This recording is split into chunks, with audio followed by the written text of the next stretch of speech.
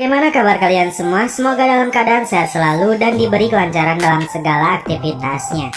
Pada kali ini saya akan membahas lagi sebuah alur cerita film, dan film kali ini berjudul Fury. Fury merupakan sebuah film yang disutradarai oleh Lee Van Cleef yang dirilis pada tahun 2019. Dan langsung saja, sebelum masuk ke ceritanya, jangan lupa siapkan kopai dan woodbray untuk menemani kalian dalam menonton. Di awal film, kita langsung diperkenalkan dengan tokoh utama dalam film ini. Dia bernama Hai Puong. Terungkap di sini, Puong berprofesi sebagai penagih hutang yang handal. Dengan keahlian bela dirinya, dia hampir selalu berhasil menjalankan tugasnya. Kemudian, hasil uang tersebut dia serahkan kepada bosnya.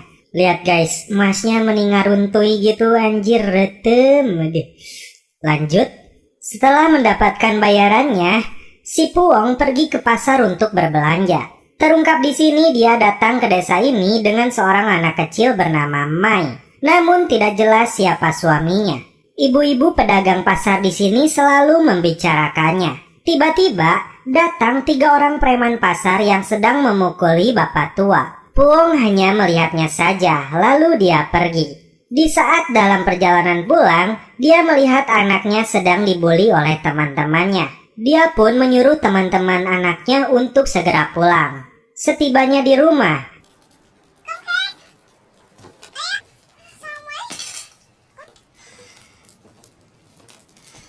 Mai menikmati makanan yang disajikan oleh ibunya. Meskipun nasi jadi gosong, daging masih mentah, Mai tetap bersyukur ibunya sangat menyayanginya. Tak lama setelah itu, tiba-tiba seorang pria menggedor pintu untuk mencari dirinya karena dia telah mematahkan kaki saudaranya. Karena tidak mau mencari masalah, Hai Puong bersembunyi di dalam hingga pria itu pergi. Mai lalu mengeluh kepada ibunya, dia tidak mau sekolah lagi karena perlakuan buruk teman-temannya yang selalu mengatakan dia anak haram dari seorang penagih hutang. Saat termenung di malam hari, terungkap kisah lama Hai Puong. Hai Puong tergabung dalam sebuah kelompok ladies gangster. Dia yang paling ditakuti oleh musuh-musuhnya karena pergaulannya yang salah mengakibatkan dirinya hamil. Dan bosnya menyuruh dia untuk mengaborsi anak dalam kandungannya. Namun karena Hai Puong tidak mau membunuh jabang bayi dalam kandungannya, dia memutuskan untuk keluar dari gangster itu dan pergi ke pedesaan dengan kondisi perut yang sedang buncit. Waktu menunjukkan pukul 10 pagi di kota Chanto. Hai Puong terlihat sedang menjual anting satu-satunya untuk biaya sekolah Mai. Tiba-tiba, Mai berteriak minta tolong karena dianggap pencuri oleh ibu-ibu. Kepada ibu tersebut, Mai menjelaskan bahwa dia menemukan dompet itu sudah tergeletak di bawah. Karena tekanan dari ibu-ibu di sana, Hai Puong pun berkata, "Buka kantongmu." Mai pun kecewa karena dituduh pencuri oleh ibunya sendiri. Lalu dia pun pergi ke pinggir sungai Citarum sambil memakan sisa es krimnya. Tak lama setelah itu, tiba-tiba Hai Puong yang masih berada di toko emas, dia sadar bahwa Mai tidak ada di sana. Kemudian dia melihat Mai sedang dibawa oleh kelompok gangster.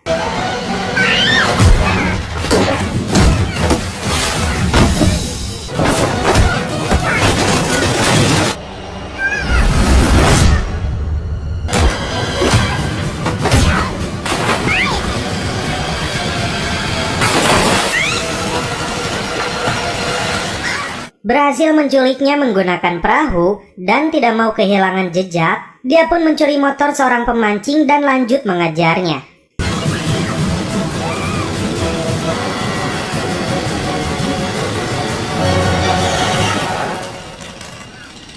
Memasuki hutan Awi, dia tersesat dan hanya melihat sebuah rumah yang sedang mengadakan pesta.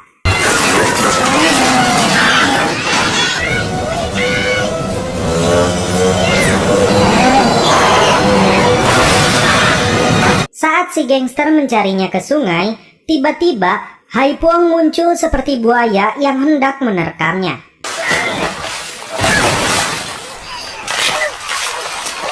Hingga akhirnya dia mencekik leher gangster itu dengan tumbuhan eceng gondok. Lanjut dalam pengejarannya. Di tengah perjalanan dia menanyakan ke penduduk setempat. Dan benar, penduduk itu melihat perahu yang membawa anaknya. Dan saat mencarinya, dia melihat Mai berada di sebuah elok Madonna tujuan Saigon. Namun karena tidak berhasil mengejar elok tersebut, dia pun ikut ke truk yang berada di belakangnya. Sesampainya di Saigon pukul 6 malam, Hai Puong datang ke pub dulu dia bekerja untuk bertemu dengan teman lamanya. Terungkap di sini, geng yang bernama Nemro sekarang menguasai jembatan. Sedangkan di wilayah Tondan, kini milik Tensoy, gangster baru yang dikenal kejam dan pintar. Lalu siapakah penculik Mai? Sebelum lanjut kita kopai dulu. Lanjut, datang ke kantor polisi, Hai Puong tidak mendapat pelayanan yang baik. Padahal nyawa anaknya setiap detik bisa terancam. Mendengar polisi tersebut nyorocos, Hai Puong berpura-pura sakit perut dan meminta obat kepada polisi itu. Di saat polisi tersebut mengambilkan obat, dia mencoba mencari informasi di kantor polisi tersebut. Dan terkejutnya, dia ketika melihat puluhan anak yang dinyatakan hilang dan belum ditemukan. Bahkan terlihat foto organ dalamnya yang telah diambil. Lalu, Puong melihat dokumen tersangka penculikan anak tersebut. Dia pun mengambilnya dan pergi dari kantor polisi itu. Pimpinan detektif yang sedang menyelidiki kasus ini baru tiba di sana. Berbekal dokumen itu, Hai Puong mendatangi setiap alamat pelakunya. Namun usahanya hampir nihil, dikarenakan tidak ada satupun penghuni di rumah itu. Hingga akhirnya dia datang ke sebuah rumah yang dihuni oleh seorang nenek. Seorang gangster yang bersembunyi di sana mencoba menghabisi Hai Puong. Kita lihat aksinya. Hai Puong tertancap obeng di dadanya, namun dia akhirnya selamat dan berhasil melumpuhkan pria itu.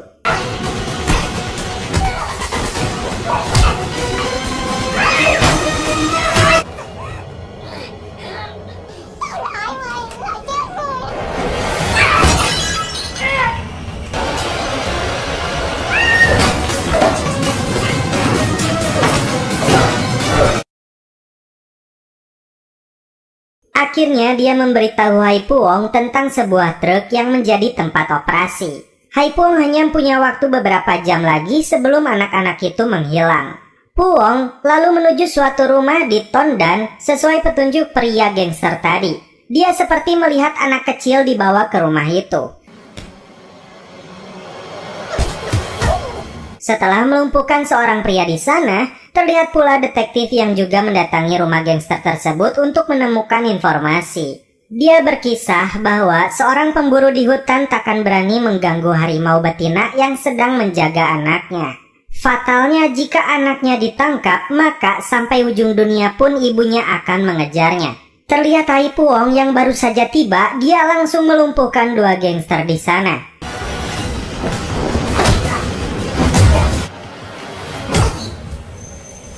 Di ruangan ini, dia menemukan sandal yang digunakan oleh Mai.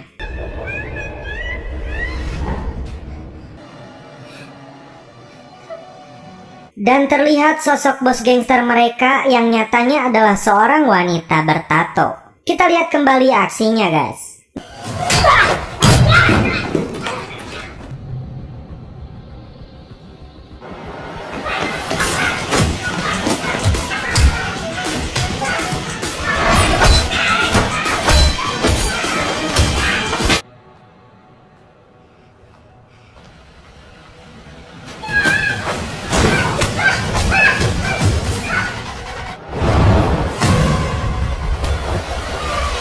Namun kali ini Hai Puong dapat dikalahkan olehnya. Sebelum kehilangan kesadaran, dia mendengar sebuah nomor kereta. Lalu Hai Puong dengan rantai yang terikat di kaki dan tangannya, dia dilempar ke sebuah danau. Dalam danau itu dia berusaha untuk naik ke permukaan. Namun dia keburu kehilangan nafas dan tidak sadarkan diri. Di balik kesadarannya itu, dia membayangkan kembali masa kecilnya yang sedang dilatih bela diri oleh gurunya. Dia pun berusaha untuk membesarkan Mai seorang diri. Ketika sadar, Hai Puong sudah berada di rumah sakit. Ternyata polisi menemukannya. Di sini terungkap, 10 tahun yang lalu Hai Puong pernah membakar pub dan detektif inilah yang membebaskannya. Karena waktu semakin menipis dan keselamatan Mai semakin terancam, Hai Puong dibantu oleh seorang suster untuk melarikan diri dari rumah sakit. Rupanya dia datang ke rumahnya terdahulu. Terungkap kembali di sini, Dulu, Puong menjadi berandalan. Dia bergabung bersama gangster dan meninggalkan rumahnya. Bahkan, ayah dan ibunya pun telah meninggal. Hingga menyisakan seorang kakak yang masih memendam amarah akibat perilaku adiknya ini. Lalu datanglah detektif, dia menjelaskan tentang kasus ini yang telah diselidikinya selama 3 tahun. Dia mendapat informasi kereta telah berangkat 10 menit lalu. Dan dia mengajak Puong untuk mengejarnya menggunakan Gojek ke sana. Hingga sampailah mereka jam 2 pagi di stasiun Cicalengka. Naik ke dalam kereta tersebut, Puong menyisir setiap kursi untuk mencari anaknya. Ketika masuk ke gerbong selanjutnya, inilah yang terjadi.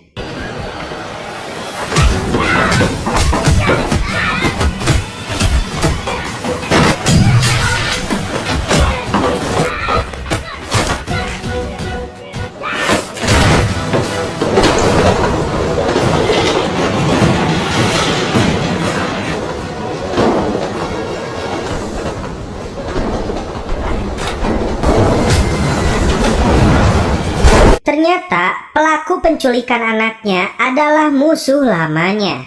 Rencana mereka di sini adalah melepaskan gerbong yang membawa para bocil yang mereka culik. Dan terlihat bos gangster wanita bertato yang sebelumnya kita lihat, dia juga ada di sini. Kali kedua, Puong harus menghadapinya. Kita lihat aksi pembalasannya.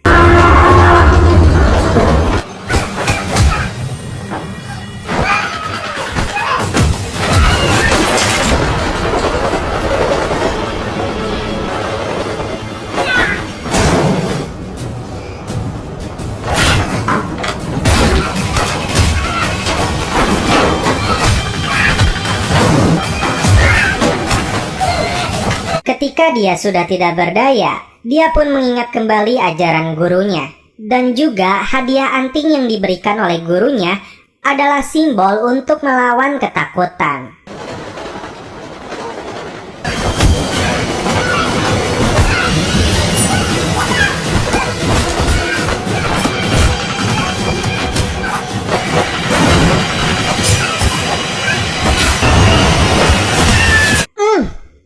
Mampus! Puong akhirnya berhasil menemukan Mai dan puluhan anak lainnya. Dengan polosnya Mai mengatakan dia tidak mencuri dompet itu. Anjir! Ngena! Jlep! Namun perjuangannya belum selesai. Komplotan gangster menunggunya. Kita lihat lagi aksi ibu-ibu melawan komplotan gangster.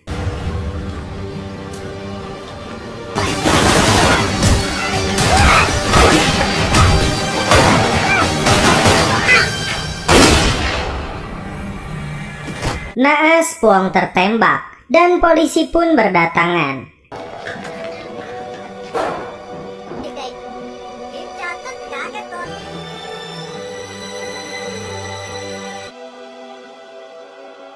Di akhir cerita, Puong akhirnya selamat dan dia dirawat di rumah sakit. Dan film pun berakhir.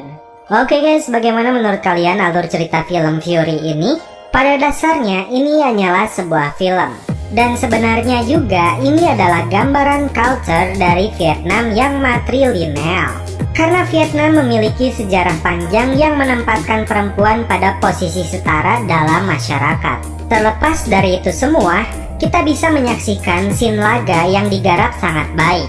Setting yang diciptakan dalam film ini benar-benar patut diacungi jempol. Sang sutradara membuat film ini syarat dengan kearifan lokal.